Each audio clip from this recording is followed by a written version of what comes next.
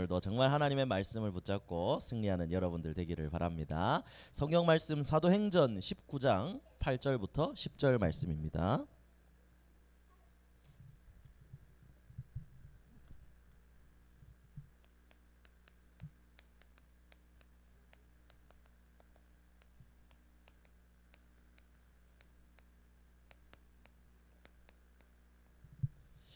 자, 사도행전 19장, 자, 우리 8절부터 10절 세 절 말씀 한 목소리로 함께 읽겠습니다. 바울이 회당에 들어가 석 달 동안 담대히 하나님 나라에 관하여 강론하며 권면하되 어떤 사람들은 마음이 굳어 순종하지 않고 무리 앞에서 이 도를 비방하거늘 바울이 그들을 떠나 제자들을 따로 세우고 두란노 서원에서 날마다 강론하니라. 2해 동안 이같이 하니 아시아에 사는 자는 유대인이나 헬라인이나 다 주의 말씀을 듣더라. 아멘. 여러분, 이제 3월이 이제 끝나갑니다. 마지막 주일이죠. 3월 한 달간 받은 서론을 항상 기억해야 합니다. 먼저 할 것입니다. 언제나 여러분 모든 일을 할 때 있어서 우선순위가 있습니다. 이걸 기억해야 됩니다. 여러분들이 학교 현장에 가서 인도를 받을 때 가장 먼저 해야 될 거 정체성 확인이라고 했죠. 목사님도 영어 잘 못하지만 다른 말로 적어볼까요? 이겁니다. 내가 누구냐? 나는 누구냐? Who am I? 내가 누군지를 이제 확인해 봐야 됩니다. 이거 우리 권성민 선생님 랩한 거 가사에도 이거 있는 것 같던데, 그죠? 거기에 여러분들이 내가 누구인지를 확인해야 되는 게 가장 먼저입니다.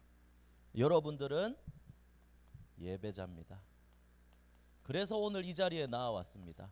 출석 체크하러 온 게 아니라 하나님의 말씀 들으러 나왔습니다. 말씀을 잡는 여러분들은 예배자입니다. 그리고 이 말씀을 전할 전도자입니다.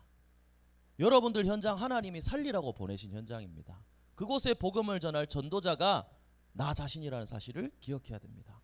그리고 이를 위해서 여러분 내 힘으로 되지 않기 때문에 여러분들 기도하는 사람이 돼야 됩니다. 하나님의 능력, 성령의 능력. 여러분 이 축복을 어디에서 누려야 되느냐? 교회에선 다 여러분 이렇게 불러주잖아요.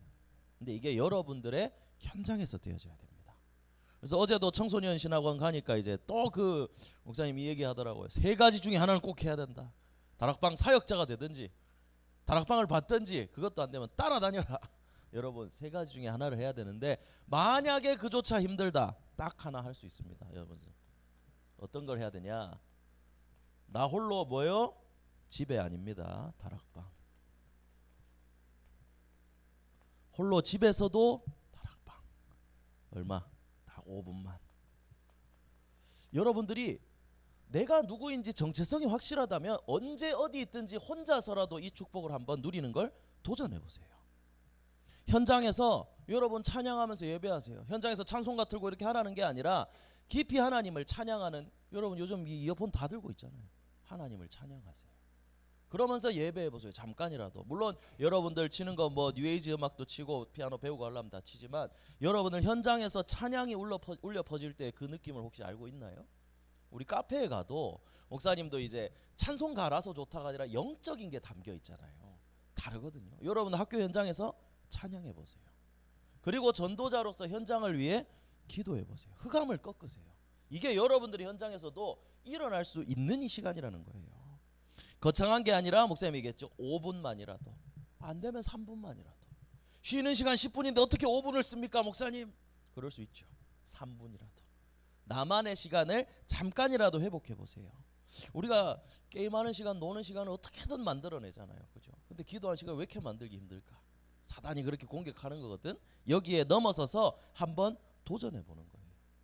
목사님이 예전에 고등학교 때 한번 몸부림을 칠 때가 있었어요. 그때는 어떻게 했냐면, 우리 때는 무선 이어폰이 어디 있어? 전부 다 선이 있었지.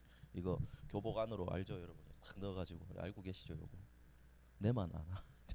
이래가지고 창문에서 이래가지고 찬양을 한번 들으면서, 그때 이제 하나님 아버지의 마음 되게 이제 심취해 있었거든요. 찬양 들으면서 나만의 시간을 잠깐씩 가졌어요. 그리고 목사님도 그 고등학교 때는 부끄러워서 나는 화장실에 갔던 적이 있어요. 한 번은. 목사님 학교에 그 일할 때도, 체육관에서 일할 때도 화장실에 가서 잠깐 기도했던 적이 있어요. 근데 여러분들도 이 시간들을 한번 확보해 보세요. 가능하다면 혼자 찬양이라도 들으면서 시간을 만들어 보세요. 기도하는 시간. 그렇다고 대놓고 기도 수첩 막 펴놓고 막 이렇게 광고하라는 것까지는 아니에요. 다만 여러분들이 이 시간을 누리다 보면 분명히 님 뭐함 이렇게 물어보는 친구들 하나씩 있을 거야. 그건 뭐야 그 친구? 야 방해하지 마라 이게 아니고 오늘 얘를 하나님 나한테 붙이셨구나. 기도하고 또 진중하게 만나서 대놓고 말고 정확하게 싹 따로 만나서 전할 수 있어야 되겠죠. 그래서 여러분 우리 세나가 회장이 됐고 우리 지금 아파서 못 나왔는데 승원이가 전교 회장이 됐습니다. 근데 여러분 이게 된 게 더 많은 사람들을 만나게 되겠죠. 근데 하나님이 뭘 위해 나를 회장으로 전교 회장으로 되게 하셨을까? 나를 뭘 위해 입안에 버리셨을까? 여러분 항상 기억해야 됩니다. 여러분들의 정체성 이겁니다. 그래서 여러분들도 이제 친구들에게 이제 내세운 공약이 있을 거잖아요. 이 공약 다 못 지켜요. 그거 생각하지 마세요. 대신 하나님이 주신 언약을 기억하고 전도자로서 여러분들이 기도하면서 준비해야 됩니다. 그래서 혼자 있는 시간에 도전하세요. 특히 우리 아까 얘기했던 회장, 전교 회장, 내가 올 학기 1학기 끝나기 전까지 한 사람 복음으로 못 살리면 사퇴하겠다는 마음으로 도전하시길 바랍니다.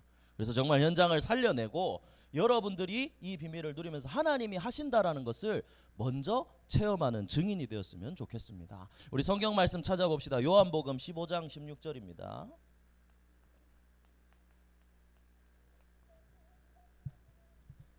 요한복음 15장 16절 말씀. 목사님이 지난주 강단 말씀을 붙잡으면서 목사님의 결론으로 났던 말씀입니다. 여러분들의 정체성이기도 하죠. 왜냐? 하나님이 부르셨기 때문입니다. 자, 그리고 여러분 이거 지난 학기 때 우리 외운 요절이에요. 그죠? 자, 우리 요한복음 15장 16절 우리 함께 읽겠습니다. 너희가 나를 택한 것이 아니요 내가 너희를 택하여 세웠나니 이는 너희로 가서 열매를 맺게 하고 또 너희 열매가 항상 있게 하여 내 이름으로 아버지께 무엇을 구하든지 다 받게 하려 함이라. 아멘. 하나님이 여러분들을 택해서 부르시고 그 현장에 보내셨습니다. 할렐루야.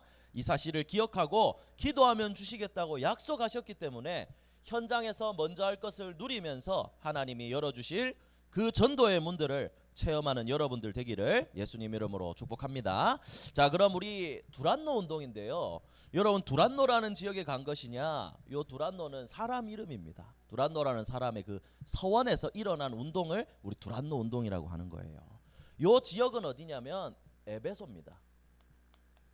이제 고린도에서 지나서 에베소로 왔어요. 에베소라는 곳은 또 어떤 곳이냐? 뭐 간단하게라도 알면 좋겠죠. 이건 로마의 제국의 중요한 항구 도시입니다. 여기도. 그러니까 배들이 많이 들어온다는 말은 상업과 무역이 발달한 도시라는 거겠죠. 그러니까 다른 나라들과 장사도 많이 하고 그리고 여러 가지 교류들도 있었어요. 그리고 이 에베소라는 도시에는 뭐가 있었냐면 그 당시에는 이제 찾아보기 힘든 큰 극장이 있었어요. 극장. 영화를 튼 게 아니고 이제 뮤지컬하고 연극을 하는 이런 이제 큰 극장이 있었어요. 그러니까 그만큼 문화적으로도 발달한 도시였어요. 그리고 여러 나라 사람들이 오니까 역시 여기는 우상 도시였습니다. 고린도는 여러분 아프로디테 신전이 되게 유명했다 그랬죠. 에베소는 아데미라고 하는 이제 아르테미스 신전이 굉장히 큰 신전이 있었습니다. 아르테미스는 아마 달의 여신이라 그랬나? 하여튼 뭐 있었을 거예요. 하여튼 뭐 이런 건 중요하지 않으니까 이런 우상들이 있는 그런 도시에 가서 복음을 전한 겁니다. 왜 이런 도시만 갔을까? 여기에 살려야 될 사람이 많으니까. 여러분 눈을 바꿔야 됩니다. 그래서 이 현장에 가서 복음을 증거하는데 사도행전 19장에는 사실 얘기할 내용들이 많은데 첫 번째로 1절부터 쭉 다 보면 좋겠지만 요 부분은 좀 짚고 넘어가야 될 것 같아서요.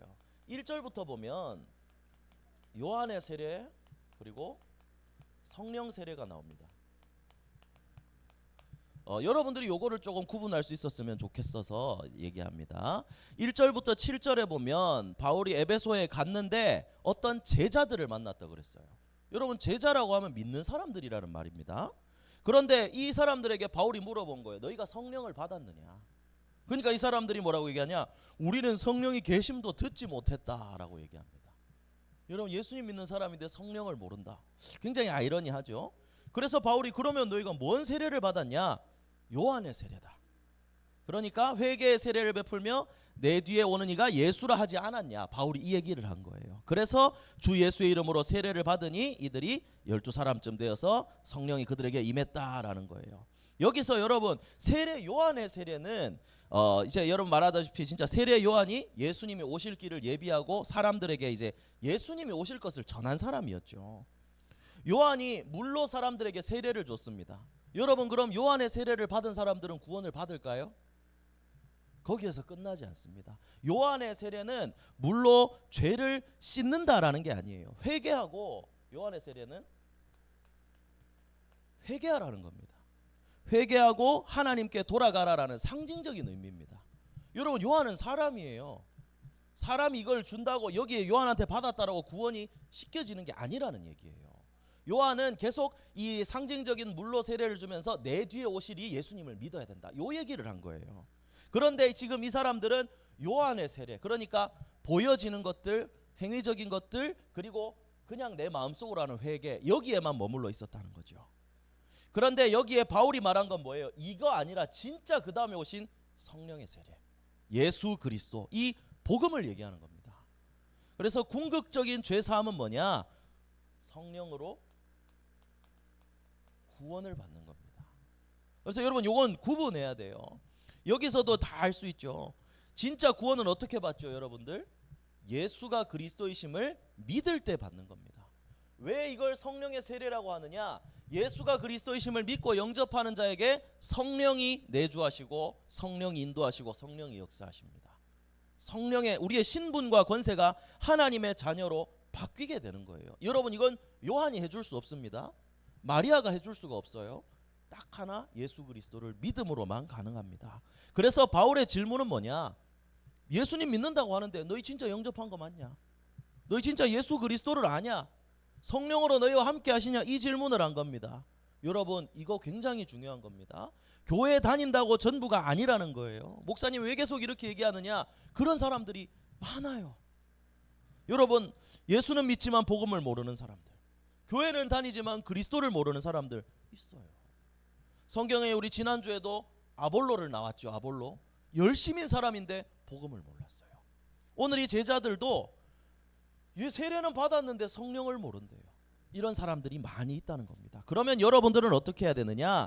이런 사람들에게 정말 종교생활이 아니라 정확한 복음을 전해줄 수 있어야 됩니다.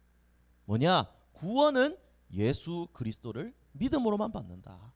그 믿음도 은혜로 하나님이 주신 선물이다. 여러분들도 이 복음을 정확하게 아는 렘넌트들 되기를 예수님 이름으로 축복합니다. 자, 그럼 두 번째로, 그러면 요 일 다음에 이제 바울이 회당에 들어갔다라는 거거든요. 그게 이제 두란노라는 서원인데 여기서 뭘 한 거냐? 한마디로 말하면 제자 운동한 겁니다.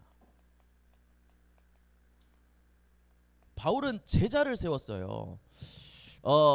바울이 이 성령의 역사를 체험하고 이제 회당으로 들어가서 8절에 오늘 읽은 본문이죠. 석 달 동안 담대히 하나님 나라에 관해서 얘기했다고 했습니다. 왜냐? 이걸 봤거든요. 다시 한번 바울은 하나님의 역사를 체험했거든요.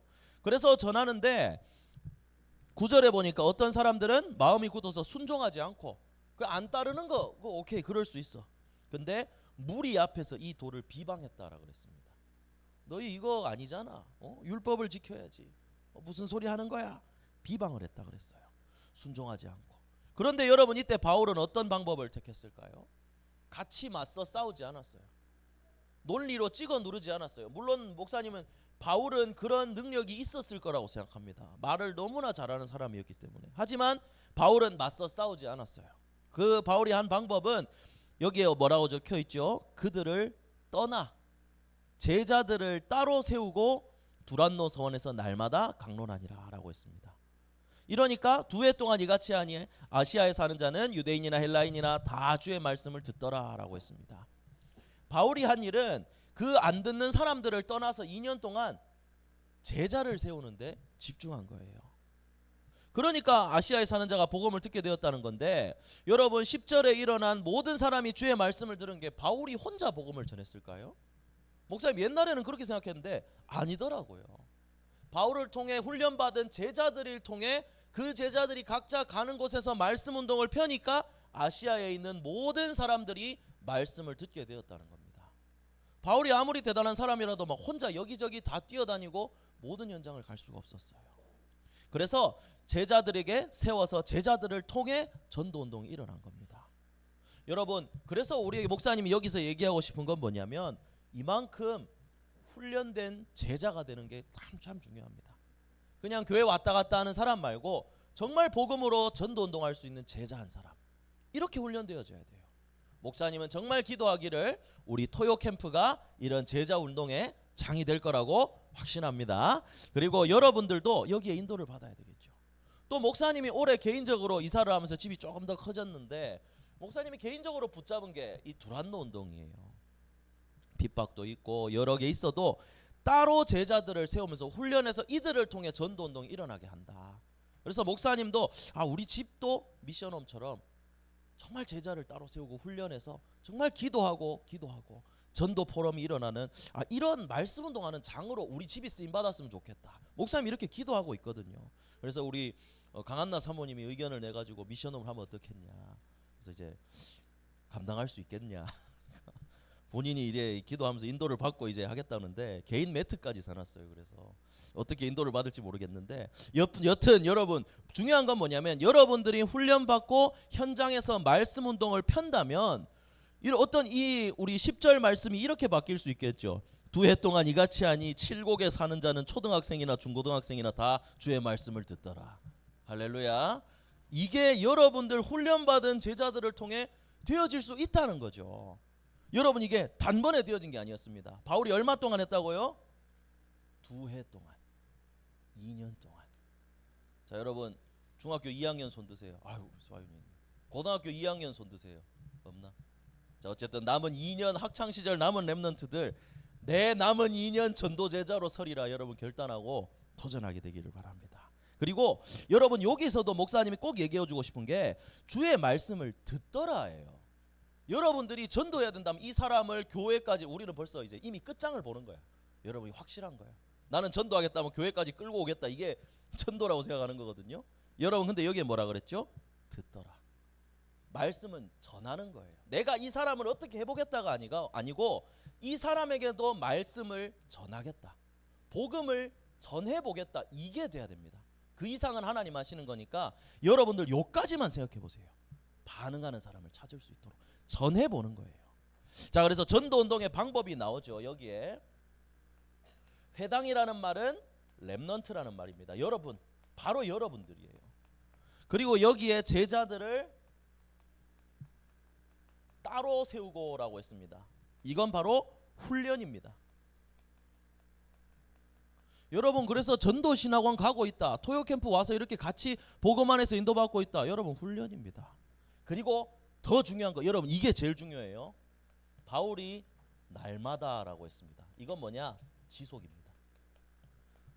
목사님이 지금 현장을 봤을 때 전도운동이 되어지는 방법은 이거라고 생각합니다. 렘넌트가 훈련받은 대로 지속하는 겁니다.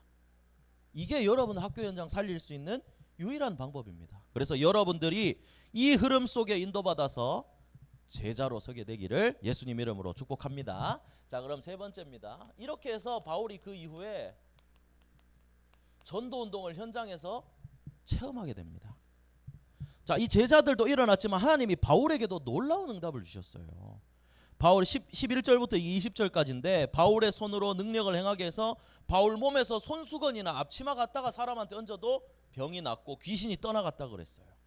그리고 귀신을 탁 꺾고 많은 일들이 일어났죠. 우상 숭배하는 사람들도 이 복음 운동이 일어나는 걸 보고 회개하고 자기들 이제 우상책들 다 태우고 말씀 운동이 일어나게 됐습니다. 그래서 20절에 주의 말씀이 힘이 있어 흥왕하여 세력을 얻으니라 라고 했습니다. 여러분 이 운동을 바울은 현장에서 체험하게 된 거예요. 그러니까 바울이 마지막에 어떤 이 두란노 운동 이후에 이 전도의 역사 이후에 어떤 고백을 했냐? 그게 사도행전 19장 21절입니다. 여러분들 같이 한번 읽어볼까요? 사도행전 19장 자 21절 자 우리 함께 읽어보겠습니다. 이 일이 있은 후에 바울이 마게도냐와 아가야를 거쳐 예루살렘에 가기로 작정하여 이르되 내가 거기 갔다가 후에 로마도 보아야 하리라 하고. 아멘.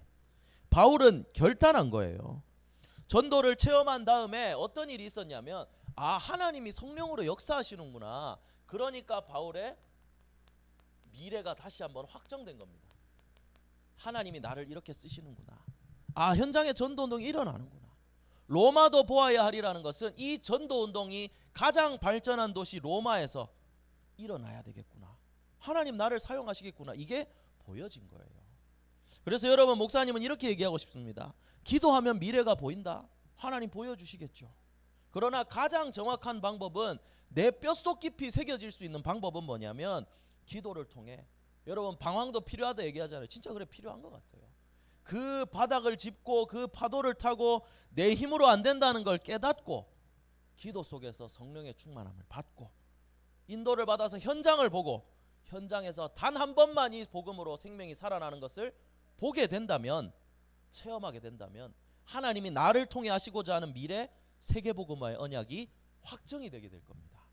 그래서 여러분들, 바울이 이걸 누렸던 것처럼 여러분들은 분명히 하나님이 세계복음화를 위해 부르신 일꾼입니다. 전도자입니다. 렘넌트 선교사입니다. 하나님 이렇게 부르셨어요. 그래서 목사님은 정말 사랑하는 우리 렘넌트들이 이 정확한 복음을 깨닫고 제자로 세워져서 현장에서 전도운동, 지금 학교 현장에서 한 번이라도 현장에서 전도운동을 체험하고, 그래서 하나님이 주신 세계복음의 언약을 굳게 붙잡고 미래를 살릴 렘넌트 선교사로 이 언약을 붙잡고 인도를 받게 되기를 목사님 간절히 기도합니다. 여러분, 진짜 이 응답을 누릴 수 있어요. 특별한 사람에게 주신 게 아니라 여러분들에게 주셨어요. 그래서 여러분, 하나님이 여러분들에게 이 응답을 주실 줄로, 여러분들이 그런 렘넌트일 것으로 확신합니다. 자, 그래서 옆 사람 우리 축복합시다. 너는 시대 살릴 렘넌트야. 자, 한 번 더. 너는 미래를 살릴 렘넌트 선교사야. 네, 여러분 진짜 이 사실을 믿고 도전하게 되기를 바랍니다. 그래서 결론입니다. 그래서 결론은 뭐였죠? 이 일을 위해서 항상 할 것이 있습니다. 절대로 놓쳐서는 안 되는 부분이 있어요. 데살로니가전서 5장 16절에서 18절 뭐였죠? 항상 기뻐하라, 쉬지 말고 기도하라, 범사에 감사하라. 이것이 그리스도 예수 안에서 너희를 향하신 하나님의 뜻이니라. 여러분, 이게 하나님의 뜻입니다. 그래서 여러분, 왜 기뻐할 수 있나요? 이 복음의 비밀을 우리가 받았기 때문입니다. 하나님이 나를 전도자로 부르셨기 때문입니다. 그래서 이 축복을 누리면서 모든 것을 복음의 눈으로 보세요. 복음 가진 내가 지금 해야 할 것이 무엇인가? 복음 가진 내가 이 현장을 하나님이 보내주셔서 왔는데 이 현장에 필요한 것이 무엇인가? 여러분, 이걸 볼 수 있어야 됩니다. 물론 문제 속에서 하나님이 하실 것을 보고 또 문제 속에 뛰어넘는 이 많은 부분들도 볼 수 있어야 되겠죠. 그러나 이걸 넘어서서 정말 하나님이 나를 통해 하실 일을 보고 지금 꼭 필요한 것을 보고 항상 해야 될 것을 놓치지만 않으면 됩니다. 그래서 이렇게 되기 위해서 여러분들에게 꼭 필요한 것이 바로 사모늘입니다. 왜 이것만 강조하느냐? 여러분, 저만한 게 없어요. 전도자의 삶은 이 속에서 시작됩니다. 수치화라고 하면 좀 그런가요? 어쨌든 객관화하고 이제 내가 직접 확인하고 누릴 수 있는 부분들은 목사님이 사모늘이라고 생각합니다. 그래서 여러분들이 이걸 실제로 도전하면서, 그래서 여러분 지금까지 우리 3월 한 달 동안 고린도 또 에베소 또 그리고 데살로니가 이 부분들을 봐왔잖아요. 그런 도시 속에서도 하나님이 하시는 전도 운동들이 있었습니다. 여러분들 학교 현장에도 있을 것이고 목사님과 우리 교회 현장에도 하나님 이 응답을 주시려고 지금 이 말씀을 주시는 거예요. 그래서 여러분들은 언약으로 붙잡고 나의 정체성을 확인하고 정확한 복음 잡고 제자로 세워져서 현장에서 체험하고 세계복음화의 증인으로 굳게 세워져서 정말 하나님께 영광 돌리는 렘넌트 선교사들로 자라나게 되기를 예수 그리스도 이름으로 축복합니다. 기도하겠습니다. 하나님 감사합니다. 소중한 우리 렘넌트들 두란노 운동이 일어났던 것처럼 여기에 쓰임 받았던 제자들과 같이 잘 훈련되어 일어나게 하시고, 그래서 각 현장에서 복음 운동을 일으켜서 정말 모든 현장 살리고 미래까지 살리는 렘넌트 선교사로 잘 준비될 수 있도록 축복하여 주시옵소서. 예수 그리스도 이름으로 기도합니다.